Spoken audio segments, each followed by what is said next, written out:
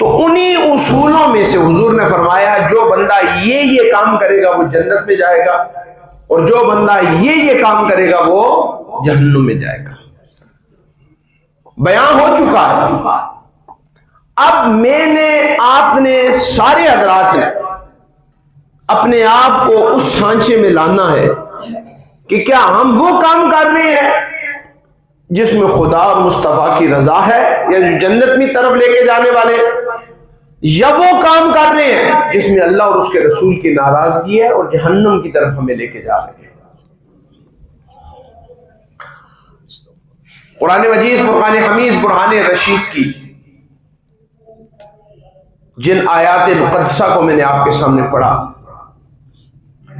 سورہ المدثر 29واں پارہ، اللہ رب العزت نے فرمایا کہ جب قیامت کے دن فیصلہ ہوگا کہ جنتی جنت میں چلے جائے اور جہنمی جہنم میں چلے جائے، دونوں کا فیصلہ ہو جائے گا، اور اللہ کسی ذات پہ، کسی نفس پہ ظلم نہیں فرماتا۔ ان اللہ لا یظلم الناس شیئا ولکن الناس انفسهم یظلمون۔ فرمایا کہ اللہ کسی نفس پر ذرہ برابر بھی ظلم اور زیادتی نہیں کرے گا، وہاں انصاف ہوگا، عدل ہوگا، وہاں کسی کی ناجائز سفارش کو قبول نہیں کیا جائے گا، بلکہ قرآن تو کہتا ہے الیوم نختم علی افواہہم وتکلمنا ایدیہم وتشہد ارجلہم بما کانوا یکسبون۔ اس دن اللہ تعالیٰ تمہاری زبانوں پہ مہر لگا دے گا، ہونٹوں کو سی دیا جائے گا، بند ہو جائیں گی زبانیں، وتکلمنا ایدیہم وتشہد ارجلہم بما کانوا یکسبون، تمہارے ہاتھ بات کریں گے، تمہارے پاؤں گواہی دیں گے کہ جو تم کیا کرتے تھے۔ اللہ کا قرآن کہہ رہا ہے ہم مہر لگا دیں گے تمہاری زبانوں پہ، پھر زبانیں بند ہو جائیں گی، وہاں جھوٹ نہیں چلے گا، دھوکہ، فریب، دغا، غرض نہیں ہوگا، وہاں انصاف کا ترازو ہوگا۔ تو سورہ مدثر کی جن آیات کو میں نے آپ کے سامنے پڑھا، اللہ رب العزت نے ان آیات میں ارشاد فرمایا فی جنات یتساءلون، جنت کے باغوں میں رہ کر جنتی جہنمیوں سے سوال کریں، عن المجرمین، مجرموں سے سوال کریں، بھائی تم تو ہمارے ساتھ تھے، کلمہ کو تھے، نمازیں پڑھتے تھے،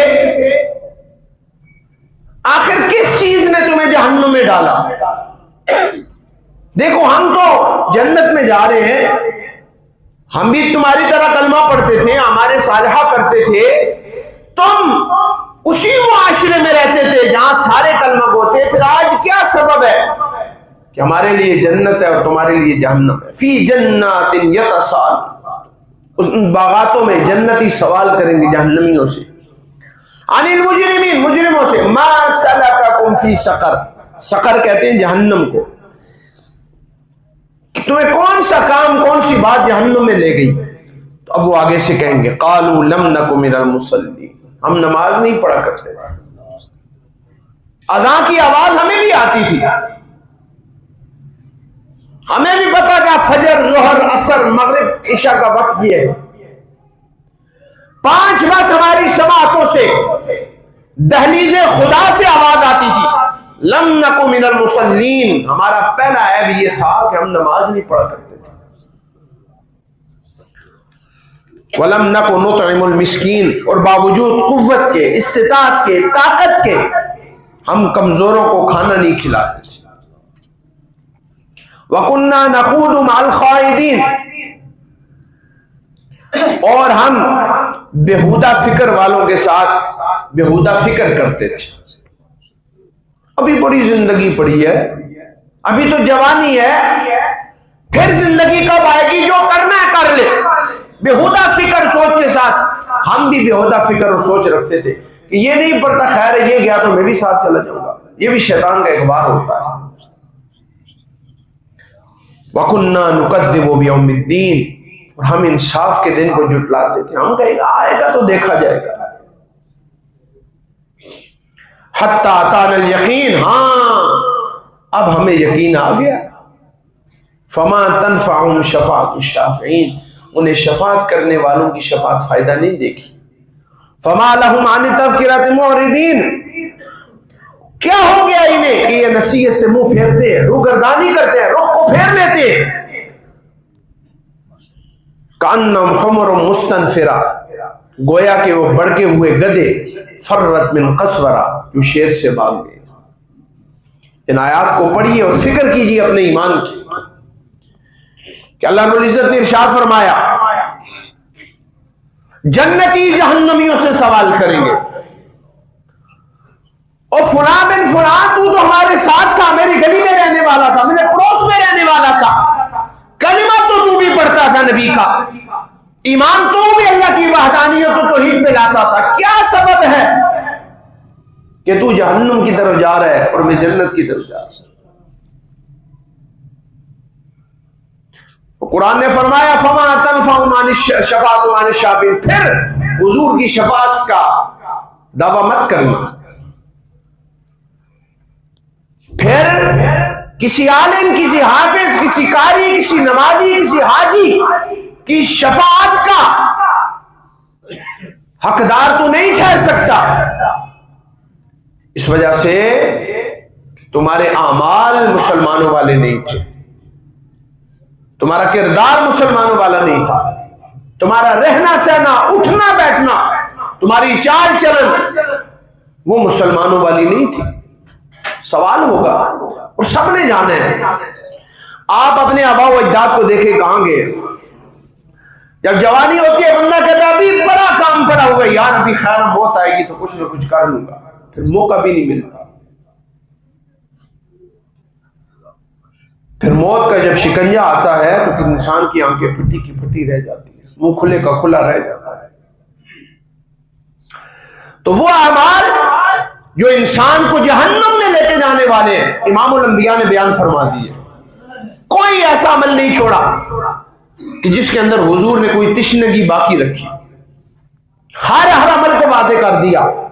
میں چند اعمال آپ کے سامنے ذکر کر رہا ہوں، حضور نے آج سے 14.5 صدیاں پہلے اپنے صحابہ کو بیان فرما دیا۔ فرماؤ میرے صحابہ، دو راستے، ایک ہے حزب اللہ اور ایک ہے حزب الشیطان، دو گروہ ہیں، دو راستے ہیں، ایک ہے شیطان کا راستہ اور ایک ہے رحمان کا راستہ، ایک اللہ کا گروہ ہے اور ایک شیطان کا گروہ ہے۔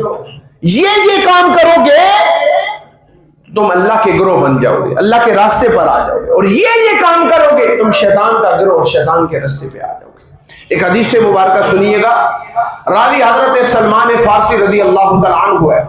امام الانبیاء صلی اللہ علیہ وسلم نے ارشاد فرمایا ایک بندہ صبح اٹھ کے مسجد کی طرف جاتا ہے تو وہ اللہ کا جھنڈا لے کے جاتا ہے، اور ایک بندہ صبح اٹھ کے بازار کی طرف لے جاتا ہے تو وہ شیطان کا جھنڈا لے کے جاتا ہے۔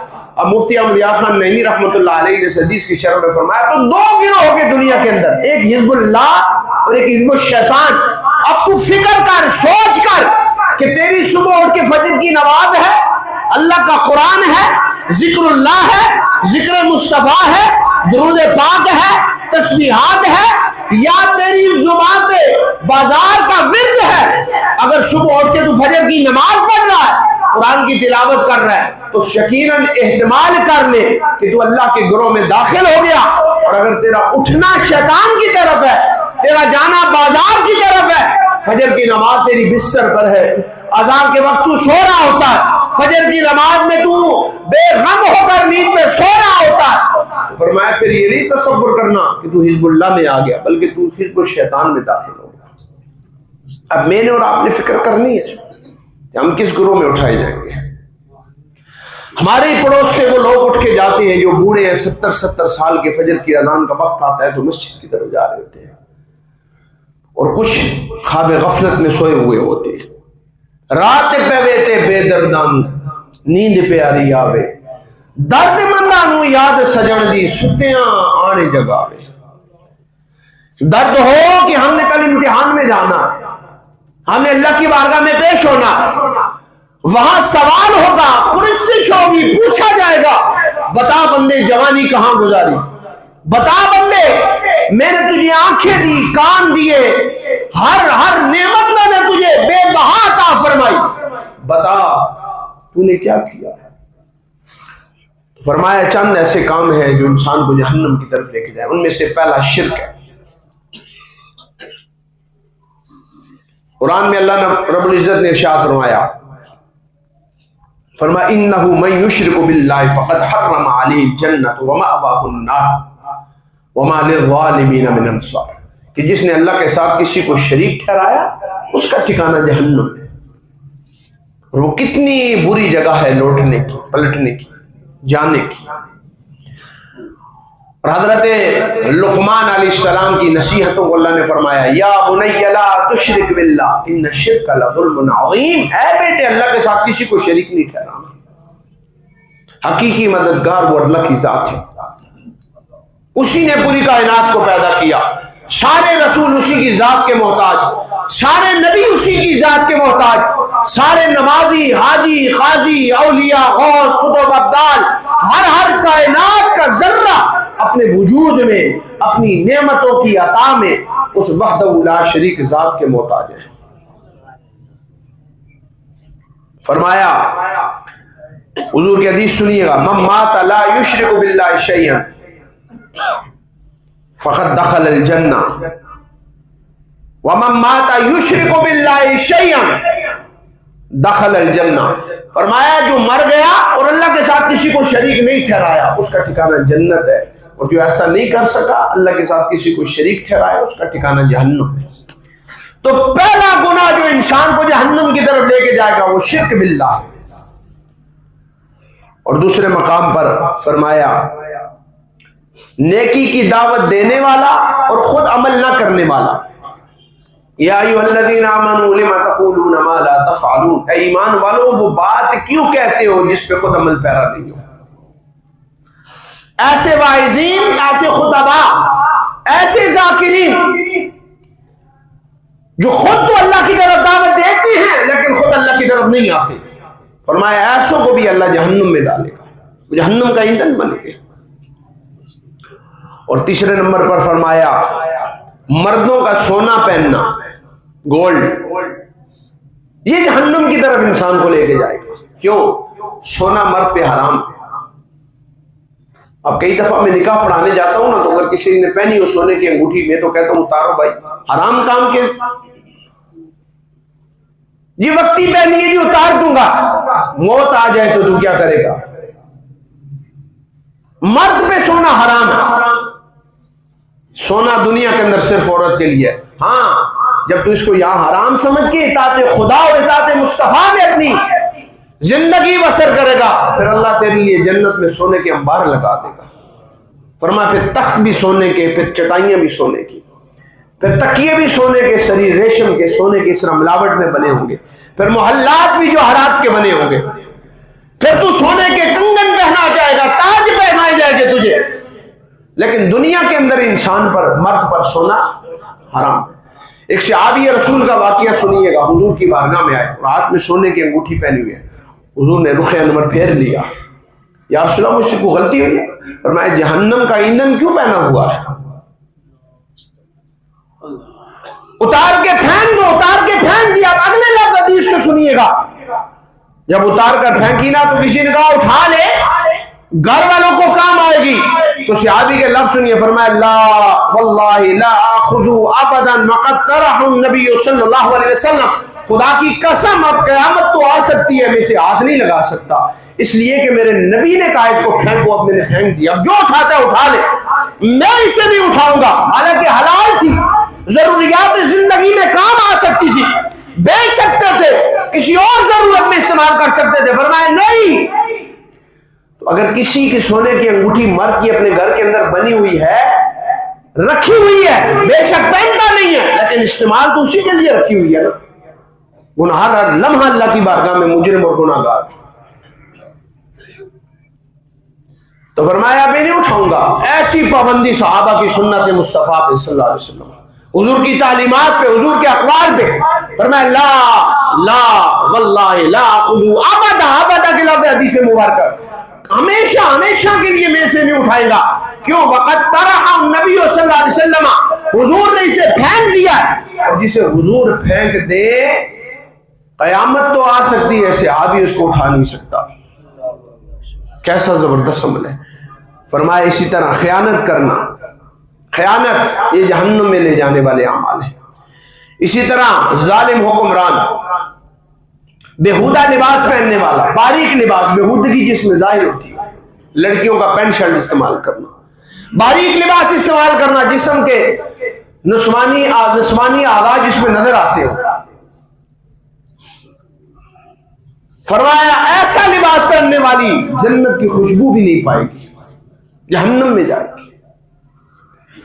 اور امام الانبیاء صلی اللہ علیہ وسلم نے فرمایا زبان کا برا استعمال جہنم میں لے کے جائے گا، شرمگاہ کا برا استعمال جہنم میں لے کے جائے گا، خودکشی کرنے والا جہنم میں جائے گا، سود کھانے والا جہنم میں جائے گا، حضور کی نافرمانی کرنے والا جہنم میں جائے گا، کذب بیانی، جھوٹ بیانی کرنے والا جہنم میں جائے گا، جھوٹی قسمیں اٹھانے والا جہنم میں جائے گا، قرض لے کر واپس نہ کرنے والا جہنم میں جائے گا، حرام کھانے والا جہنم میں جائے گا، والدین کی نافرمانی کرنے والا، قطع رحمی کرنے والا جہنم میں جائے گا، اور مخلوق کے ساتھ بری نیت سے پیش آنے والا جہنم میں جائے گا، رشوت لینے والا جہنم میں جائے گا.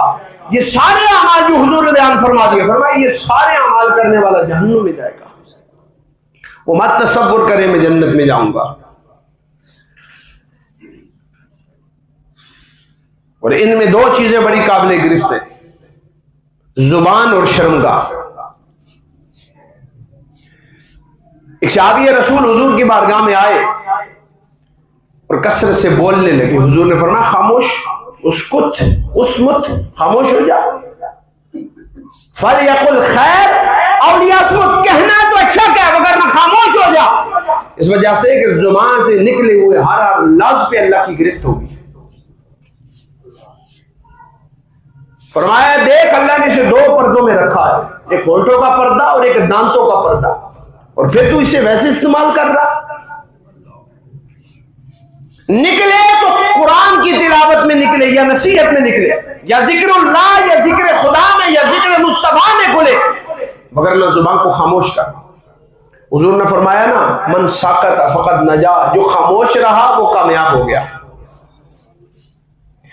اور حدیث کے راوی حضرت ابو سعید خدری رضی اللہ تعالیٰ عنہ، حضور نے فرمایا اذا اصبح ابن آدم الاعضاء كلها یقول، انسان جب ابن آدم صبح اٹھتا ہے نا تو سارے اعضاء ہاتھ باندھ کے زبان کو کہتے ہیں دیکھ ہماری لاج رکھنا. یہ حضور کی صحیح حدیث ہے، مسلم شریف. سارے اعضاء صبح اٹھ کے زبان کو کہتے ہیں اگر تو دن میں اچھی رہی ہم سارے اچھے رہیں گے، اگر تو ٹیڑھی ہوگی تو ہم سارے ٹیڑھے ہو جائیں گے. امام الانبیاء صلی اللہ علیہ وسلم کی واضح حدیث، راوی حضرت ابو ہریرہ رضی اللہ تعالیٰ عنہ، صحیح بخاری صحیح مسلم کی متفق علیہ حدیث. حضور فرمایا من یضمن لی ما بین لحیی وما بین رجلی اضمن لہ الجنۃ. فرمایا جو دو چیزوں کی مجھے گارنٹی دے میں محمد مصطفیٰ سے جنت کی گارنٹی دیتا ہوں. یا رسول اللہ وہ دو چیزیں کیا؟ فرمایا جو دو جبڑوں کے درمیان زبان ہے اور دو ٹانگوں کے درمیان شرمگاہ ہے، جو اس کی حفاظت کی مجھے گارنٹی دے اضمن لہ الجنہ، میں اللہ کا نبی ہو کو اسے جنت کی خوشخبری اور بشارت عطا فرماتا ہوں، مجھے گارنٹی دیتا ہوں. حضور یقیناً گارنٹی کے الفاظ کیا، اضمن، میں ضامن ہوں اس کا جنت میں جانے کا. وہ کل مجھے آ کے کہہ سکتا ہے یا رسول اللہ میں نے دونوں کی حفاظت فرمائی. کیوں؟ خیانت زبان سے، غیبت زبان سے، بہتان زبان سے، جھوٹ زبان سے، دروغ گو زبان سے، کذب بیانی زبان سے، دھوکہ زبان سے. یہ ساری چیزوں کی جڑ اصل یہ زبان ہے. فرمایا جو زبان کی حفاظت کرے گا میں محمد مصطفیٰ سے جنت کی بشارت اور خوشخبری عطا فرماتا ہوں. کتنی بڑی ضمانت حضور عطا فرما گیا. حضرت بکر صدیق رضی اللہ عنہ اصدق الصادقین، سارے سچوں میں سب سے زیادہ سچے ابو بکر صدیق. قرآن بھی کہتا ہے والذی جاء بالصدق وصدق بہ، جو سچ لے کے آیا اور جس نے سچ کی تصدیق فرمائی. لے کے آنے والے محمد مصطفیٰ ہے اور تصدیق کرنے والے ابو بکر صدیق ہیں رضی اللہ تعالیٰ عنہ. تو آپ ایک دن اپنی زبان کو پکڑ کے باہر کھینچا، جو باہر کھینچ کے کہا زبان کو کھینچ رہے تو کہہ رہے تھے تیری وجہ سے بندہ عذاب میں مبتلا ہوتا ہے اور تیری وجہ سے بندہ امن میں مبتلا ہوتا ہے. فرمایا اپنی زبان کو کنٹرول کرو. زبان ایسی چیز ہے جب کھلتی ہے. اب آپ کسی دکان میں بیٹھ کے کسی محلے والے کی غیبتیں جاڑ رہے ہیں، ہر لمحہ ہر لہجہ گناہ میں گزار رہے ہیں. اسی زبان سے اگر آپ اللہ کا ذکر کر رہے ہیں، یاد خدا، یاد مصطفیٰ، قرآن کی تلاوت کر رہے ہیں، تو پھر اللہ تعالیٰ اس پر کتنا اجر عطا فرمائے گا. اور شرمگاہ کی حفاظت، یہ دو چیزوں کی حضور نے گارنٹی مانگی. فرمایا جو مجھے دو چیزوں کی گارنٹی دے وہ محمد اسے جنت کی گارنٹی دیتا ہوں. اب دیکھیے نا، حضرت سارہ سلام اللہ علیہا، حضرت اسحاق علیہ السلام کی والدہ اور حضرت ابراہیم علیہ السلام کی زوجہ، آپ پہلی بیوی ہیں حضرت ابراہیم علیہ السلام کی، حضرت سارہ. تو آپ نے جب ہجرت فرمائی ملک شام سے، تو راستے میں ایک ظالم بادشاہ آتا تھا جو ہر خوبصورت دوشیزہ کو اٹھا لیتا تھا. تو کسی دیکھنے والے کی نظر جب حضرت سارہ پہ پڑی تو حسن بے مثال تھا. اللہ کے نبی کی بیوی تھی، نبی کی ماں تھی، دو نبی کی ماں تھی، اور انہی کی ذریت میں اللہ نے 70,000 نبیوں کو پیدا فرمایا بنی اسرائیل میں. حضرت سارہ سلام اللہ علیہ اور حضرت ہاجرہ سلام اللہ علیہ، جن کی اولاد سے حضرت اسماعیل اور جناب محمد مصطفیٰ پیدا ہوئے. کیسے درجے ہیں. دو نبی آئے، لیکن ان میں ایک ایسا نبی آیا جو سب پہ فضیلت رکھتا ہے، فوقیت رکھتا ہے، اکرمیت، افضلیت، اشرفیت.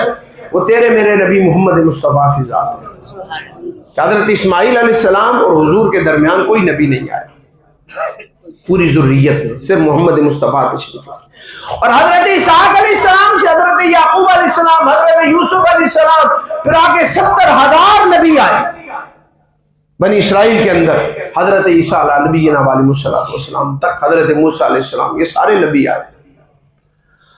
تو حضرت سارہ پر اس کی جب نظر پڑی تو کسی نے آ کے بتا دیا خوبصورت نوجوان گزر رہا ہے، نام اس کے ابراہیم ہے، اس کے ساتھ اس کی کوئی ہے. جب پوچھا گیا کون ہے تو حضرت ابراہیم علیہ السلام نے جو جواب دیا، فرمایا میری کنیز ہے. بیوی کا نام نہیں لیا. حکمت کا تقاضا تھا کیونکہ لونڈیوں کی طرف وہ نظر اس کی نہیں جاتی تھی، لونڈیاں کم تر تھی. بہرحال اس نے کہا نہیں، اس کو میرے ہاں چھوڑ کے جاؤ. اس کو ابراہیم علیہ السلام کو باہر نکال دیا. اس کو کہتے ہیں جب وہ کمرے میں داخل ہوا بری نیت لے کر، آپ نے دعا فرمائی. حضرت سارہ نے، زبان بھی ایسی تھی نا، اور آپ نے اللہ کی بارگاہ میں یہ دعا کی، دعا کے الفاظ سنیے، مولا یہ زبان ہمیشہ تیرے ذکر میں کھلی ہے اور آج تک میں نے اپنی شرمگاہ کی حفاظت فرمائی ہے. اللہم او کنت آمنت بکا وبرسولکا واحسنت فرجی الا علی زوجی فلا تسلط علی الکافر. فرمایا اللہ تو جانتا ہے میں تجھ پہ بھی ایمان رکھتی ہوں، تیرے نبی پر بھی ایمان رکھتی ہوں، اور میری زبان ہمیشہ تیرے ذکر میں کھلی ہے. اس صادق زبان کی لاج رکھ یا اللہ اس ظالم کافر کو مجھ پر مسلط نہیں کرنا. فرماتے ہیں اس کے ہاتھ پاؤں شل ہو گئے، ایک قدم بھی آگے نہیں چل سکا، وہیں پر ٹھہر گیا. دل میں توبہ کی، پھر درست ہو گیا، پھر برائی کا ارادہ کیا. آپ نے پھر دعا اٹھائی، یا اللہ لا تسلط علیہ الکافر، اور اس بدبخت کافر کو مجھ پر مسلط نہیں کرنا. میں تیرے نبی کی زوجہ ہوں، میری عزت کی، میری عصمت کی حفاظت فرما. ماتے پھر شل ہو گیا. تیسری مرتبہ جب پھر ارادہ کیا پھر شل ہو گیا. توبہ کی سچے دل سے اور غلاموں کو بلا کر کہا تم نے کسی انسانی کسی جنی کو اٹھا لایا. کیوں؟ میں نے دیکھا ہے میں جب بھی اس کی طرف بد نگاہی کی نظر ڈالتا ہوں میری آنکھیں چندے آ جاتی ہیں، میری زبان بند ہو جاتی ہے، میرے ہاتھ پاؤں شل ہو جاتے ہیں. یہ ہے اللہ کی حفاظت. اور اب خود فرماتا ہے ان اللہ یحب المتوکلین. تو کسی جگہ پہ بھی ہو رب کو پکار، کوئی ہو نہ ہو اللہ کی رحمت ہر وقت تجھے اپنی آغوش میں لینے کے لیے تیار کھڑی ہے. وہ کون سا در ہے جہاں ذات خدا نہیں ہے، جہاں اس کی رحمت نہیں ہے، اس کی توحید نہیں ہے، اس کی جلالیت نہیں ہے، اس کی نورانیت نہیں ہے. کہ حضرت یونس علیہ السلام تین پردوں کے اندر مچھلی کے پیٹ میں چلے گئے، پکارا لا الہ الا انت سبحانک انی کنت من الظالمین. تو جب باہر نکل کر آئے نا تو پڑھیے تفاسیر کے اندر آپ بہت کم گفتگو کرتے تھے, بہت کم. کوئی سلام کرتا جواب دیتے, کوئی نصیحت کرنی ہوتی. اس نے کہا یونس علیہ السلام زبان کو اتنا بھی استعمال نہیں کرتے, کیا وجہ ہے؟ فرمایا اسی زبان کی وجہ سے تو میں مچھلی کے پیٹ تک پہنچا. جو اسے قابو کر گیا وہ کامیاب ہو گیا, اور جو اس کو جس نے بیکار چھوڑ دیا وہ نامراد مردود اللہ کی بارگاہ میں رائیگاں چلا گیا. فرمایا زبان کی حفاظت کرو. شب معراج جب میرے تیرے نبی صلی اللہ علیہ وآلہ وسلم شب معراج جب حضور جہنم کے اوپر سے گزرے تو دیکھا چند لوگ اپنی کینچیوں, آگ کی کینچیوں سے اپنی زبانوں کو کاٹ دے چلا رہے ہیں. حضور نے فرمایا یہ کون ہے؟ فرمایا یا رسول اللہ یہ وہ لوگ ہیں جو غیبت کیا کرتے تھے, جو کس بیانی کیا کرتے تھے, دغا بازی کیا کرتے تھے, جھوٹی قسمیں کھایا کرتے تھے, دروغ گو کیا کرتے تھے. فرمایا آج زبان کی ان پر آفت آ پڑی ہے, قیامت تک کے لیے یہ اپنی زبان کو آگ کی کینچیوں سے کاٹتے رہیں گے. کتنا بڑا عذاب ہے اللہ کی طرف سے. اور جو شرمگاہ کی حفاظت کرے گا ان دو چیز جبڑوں کے درمیان, حضور نبی کریم صلی اللہ علیہ وآلہ وسلم نے ارشاد فرمایا میں محمد مصطفیٰ صلی اللہ علیہ وسلم سے جنت کی خوشخبری عطا فرماتا ہوں. کتنی بڑی سعادت کی بات ہے, خوش بختی کی بات ہے. اور یہ بات میں نے اولاً آپ کو سمجھا دی کہ ہر لفظ پہلے تولو پھر بولو. کیوں؟ حساب تو ہوگا, زبان کا حساب ہوگا, کیا نکالا ہے زبان سے, کیا بولا ہے زبان سے, کیا کچھ کہہ رہا ہے. اس لیے میں کہتا ہوں کبھی بھی اپنی زبان کو کھولتے ہوئے 1000 دفعہ سوچ, 1000 دفعہ نہیں کروڑ مرتبہ سوچ کہ میں زبان دی ہوئی تو رب ذوالجلال کی ہے تو زبان گوشت کا لوتھڑا ہے. تو قوت ایک ہو جائے کہ کتنی زبردست, اس پر بندہ اگر سوچے تو اللہ کی قدرت کا شاہکار اسے نظر آتا ہے. زبان کے اندر اللہ نے ایک ایسی قدرت رکھی ہے, بیک وقت اگر آپ 6 قسم کے پھل فروٹ ڈال کے اگر ڈالیں نا, جو دانتوں کے نیچے آتا جائے گا زبان سے ٹکرائے گا, زبان بتاتی جائے گی انار ہے, سیب ہے, کیلا ہے, فلاں ہے, فلاں ہے, کھٹا ہے, میٹھا ہے, کڑوا, ہر ذائقہ تجھے محسوس کروا دے گی. یہ قدرت اللہ نے زبان کو عطا فرمائی ہے, یہ اس خالق کی پیداوار ہے. وہ کہتا ہے فَبِأَيِّ آلَاءِ رَبِّكُمَا تُكَذِّبَانِ, میری کون کون سی نعمت کو جھٹلاؤ گے. کہ زبان کر فقط آپ غور کریں نا کہ کبھی بیٹھ کر. اور پچھلے جمعہ المبارک کو بات میں ختم کرنے لگا, میں نے ایک بات آپ کو بتائی تھی, زبان کی تاثیر کا یہ عالم ہے کہ میں نے پڑھا کہ ایک ڈاکٹر صاحب انگلینڈ کے تھے, نان مسلم تھے, انہوں نے وہ مسلمان ہوئے, نوائے وقت میں ان کی پورا کالم لکھا تھا اس نے, طیبہ ضیاء نے. 2 باتیں میں نے آپ کو طیبہ ضیاء کے حوالے سے بتائی ہیں.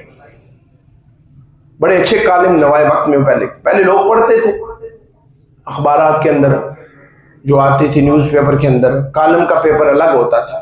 باقاعدہ میں اب بھی پڑھتا ہوں کبھی کبھار اچھے کالم جو بندے لکھنے والے میں پڑھتا ہوں. علم میں بھی اضافہ ہوتا ہے, حکمت میں اضافہ ہوتا ہے, بات چیزیں دنیا کی پریکٹیکلی آپ کے سامنے. تو اس نے 2 چیزیں بڑی کمال کی لکھی. فرماتی ہے میرا ایک عرب کا ڈاکٹر تھا دوست, تو امریکہ کے اندر کسی کافر عیسائی نے ہماری دعوت کی, وہ بھی ڈاکٹروں کا بڑا انچارج تھا. دعوت جب کی تو کھانے پر ہم جب ٹیبل پر بیٹھے تو جب میٹ گوشت اس نے ہمارے سامنے لا کے رکھا تو میں ڈالنے لگی, تو میں نے جب دیکھا میں نے اس سے پوچھا کہ یہ کس کا گوشت ہے, تو اس نے کہا یہ سور کا ہے. تو میں نے ہاتھ پیچھے کر لی, وہ تو کھاتے ہیں نا, ان کی تو فیوریٹ ڈش ہے, ہمارے لیے تو حرام. تو کہتی ہے کہ وہ عربی ڈاکٹر مسکرایا اور مجھ پہ تنزیہ مسکرایا. میں نے اس سے پوچھا مسکرائے کیوں؟ اس نے کہا کہ ابھی تک تو فرسودہ باتوں کو لے کے آگے جا رہا ہے. جس آج کل لوگ نہیں کہتے کیا, کوئی کھلے کپڑے پہن کہتے پینڈو کپڑے, فرسودہ لباس ہے. پنجابی اگر کوئی بچوں کے ساتھ بولے کہتے پینڈو زبان ہے, مادری زبان ہے تیری. بچہ اگر پنجابی بول تو اسے جھڑکتے ہیں, پنجابی نہیں بولنا. اگر بچہ کھلے کپڑے پہن لے فوراً اس کو جھڑکتے ہیں. عورت اگر بڑا کپڑا اوڑھ لے, پہن لے, ابایا پوڑ لے تو کہتے ہیں یہ فرسودہ نظامات میں, نعوذ باللہ من ذالک. یہ فرسودہ نظام نہیں ہے, یہ سنت محمد مصطفیٰ حضور کی ازواج کی سنت ہے.